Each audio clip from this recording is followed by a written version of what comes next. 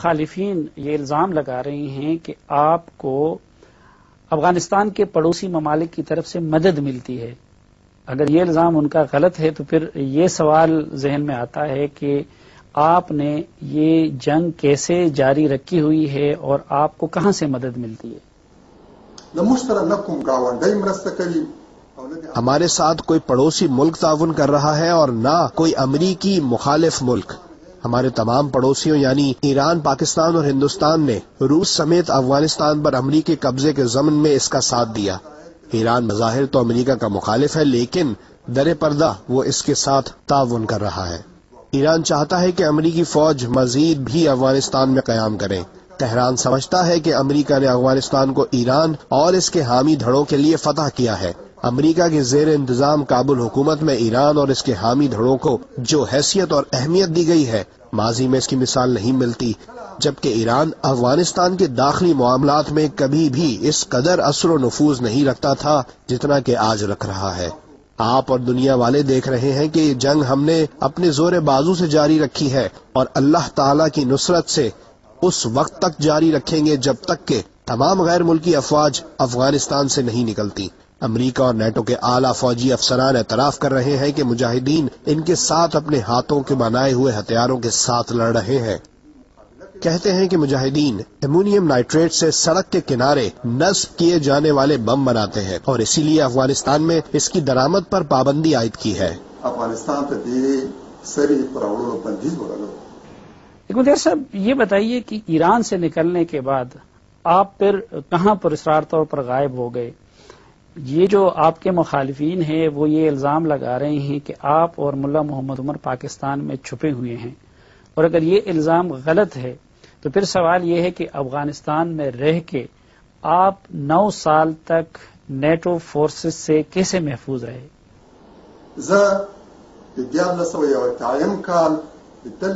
میں سن 2001 کے اواخر میں ایران سے نکلا. عید الاضحیٰ کے دن ایسے عالم میں جبکہ شدید برف باری اور بارش ہو رہی تھی.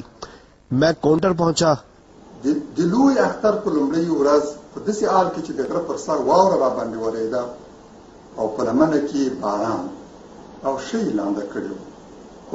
چند روز بعد مجھے شیگل ضلع میں امریکیوں نے بغیر پائلٹ کے طیارے سے نشانہ بنانے کی کوشش کی. اس ناکام حملے کے بعد میں نے اعلانیہ سرگرمیوں اور ٹیلی فون کے استعمال سے گریز کا راستہ اپنایا. اس عرصے میں مجھے مارنے یا گرفتار کرنے کے لیے کونٹر، لغمان اور نورستان میں نیٹو افواج نے کارروائیاں کی. ایسا وقت بھی آیا کہ میں اپنے خلاف کارروائی کے لیے آنے والے امریکی فوجیوں کو اپنی آنکھوں سے دیکھتا رہا اور ان کی باتیں بھی سن رہا تھا. ان کی پہلی بمباری کو میں نے اپنی آنکھوں سے دیکھا. ان کے جہازوں کو بھی دیکھ رہا تھا اور اس سے پھینکے جانے والے راکٹ اور بم نظروں کے سامنے گر رہے تھے. یہ صرف میں نہیں ہوں کہ جنہیں نیٹو افواج مارنے یا گرفتار کرنے میں کامیاب نہ ہو سکی، بلکہ اس طرح کے ہزاروں مجاہدین ہیں جو ملک کے کونے کونے میں ان کے خلاف لڑ رہے ہیں، اور یہ لوگ انہیں مار سکتے ہیں اور نہ گرفتار کر سکتے ہیں.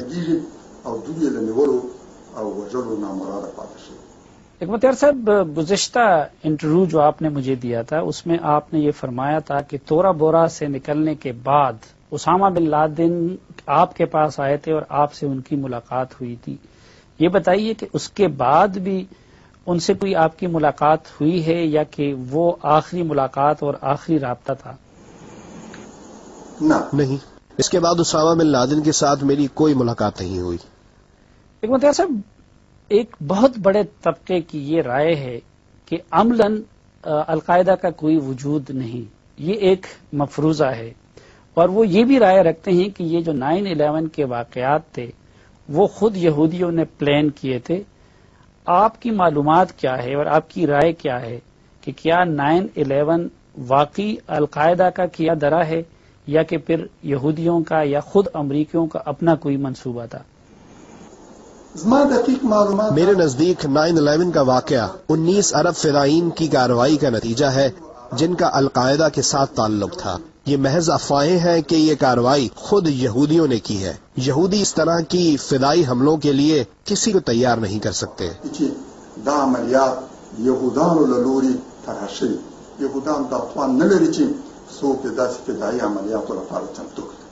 حکمت صاحب، جب آپ سوویت یونین کے خلاف لڑ رہے تھے تو اس وقت پاکستان کی جماعت اسلامی نے آپ کی بہت زیادہ مدد کی تھی.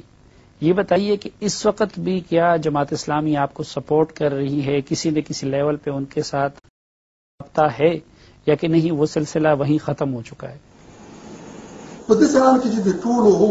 میں جماعت اسلامی سمیت ان تمام پاکستانیوں کا ممنون ہوں اور اللہ تعالیٰ سے ان کے لیے اجر کی دعا کرتا ہوں جنہوں نے سوویت یونین کی جارحیت کے جواب میں مجاہدین کا ساتھ دیا اور ان کی مدد کی. لیکن ان کے ساتھ ساتھ یہ بھی واضح کرنا چاہتا ہوں کہ جس روز سے سوویت افواج افغانستان سے نکلی ہیں اس روز کے بعد جماعت اسلامی نے مجاہدین کے ساتھ کسی قسم کا تعاون نہیں کیا. میری معلومات کے مطابق جماعت اسلامی ایک وقت میں طالبان کی مدد کر رہی تھی اور اب جمعیت اصلاح کے نام سے بننے والی ایک ایسی تنظیم کی مدد کر رہی ہے جس کا دفتر کابل میں ہے. جماعت اسلامی سوا د طالبانو ملاتړ کولو اوس د جمعیت اصلاح په نامه د داسې نوې جوړې شوې ډلې مرسته کوي چې دفتر یې په کابل کې. حکمت یار صاحب، پاکستان میں بعض مجاہدین اور طالبان حکومت پاکستان کے خلاف لڑ رہے ہیں اور ان کی دلیل یہ ہے کہ اگر امریکہ کے حامی حامد کرزئی کے خلاف جہاد فرض ہے تو پھر امریکہ کے اتحادی آصف زرداری کے خلاف جہاد کیوں فرض نہیں ہے؟ اس سلسلے میں آپ کی کیا رائے ہے؟ یہ لوگ کیا ٹھیک کر رہے ہیں یا غلط؟ تمام مجاہدین سے میرا مطالبہ ہے کہ وہ اپنی توجہ اصلی دشمن پر مرکوز کر لیں. امت مسلمہ کی کامیابی کے لیے افغانستان کی آزادی اور جہاد میں ہمارا ساتھ دیں. اگر ہم نے یہاں کامیابی حاصل کی تو امت مسلمہ کے دیگر مسائل بھی حل ہو جائیں گے. یقیناً اسلامی امت نور قضیه او ستونزې به هم یوه په بلې پسې حل کیږي. پاکستانی مجاہدین کو چاہیے کہ وہ وہی کچھ کر لیں جو افغانستان کی آزادی کے لیے مفید ہو. یہ بات ذہن میں رہے کہ ہم قابض اور جارح افواج کے خلاف لڑ رہے ہیں اور جارحین کے خلاف جہاد مسلمانوں پر فرض ہے. اگر ان جارح افواج نے پاکستان یا کسی اور اسلامی ملک پر حملہ کیا تو نہ صرف پاکستانی عوام پر بلکہ دیگر مسلمانوں پر بھی پاکستانی مجاہدین کی حمایت فرض ہو جائے گی. جارح افواج کے ساتھ تعاون کرنا حرام اور تقاضا ایمان کا منافی عمل ہے. اس میں بھی کوئی شک نہیں کہ اسلام کی روح سے کافروں کا ساتھ دینے والے ان کے دھڑے میں شمار ہوتے ہیں، لیکن اسلام نے ہماری رہنمائی کی ہے کہ اصلی اور فروعی دشمن میں فرق کر لے. بڑے کو چھوٹے سے الگ رکھیں، ایک کا ایک اور دوسرے کا دوسرے طریقے سے مقابلہ کیا جائے. اسلام ہمیں یہ بھی ہدایت کر رہا ہے کہ اس مقابلے میں ان لوگوں کو نقصان نہ پہنچائے جو جنگ میں براہ راست حصہ نہیں لے رہے ہیں. میرے نزدیک وہ کارروائیاں اسلام کے منافی ہیں جس میں بے گناہ اور غیر متحارب لوگوں کو نقصان پہنچتا ہے. عملیات مردود او د غندلو وړ دي او د اسلامي لارښوونو کاملا خلاف دي چې بېوزلو او غیر محاربو خلکو ته پکې تاوان رسي. حکمت یار صاحب، یہ پاکستانی طالبان کی دلیل یہ ہے کہ چونکہ پاکستانی حکومت امریکہ کا ساتھ دے رہی ہے اس لیے جو کچھ وہ کر رہے ہیں وہ حکومت پاکستان کی پالیسیوں کا رد عمل ہے. اگر ایسا ہے تو پھر آپ جیسی ایک شخصیت جو کہ امریکہ کے خلاف لڑ رہی ہے وہ پاکستانی طالبان کی اس جدوجہد کو سپورٹ کیوں نہیں کرتی؟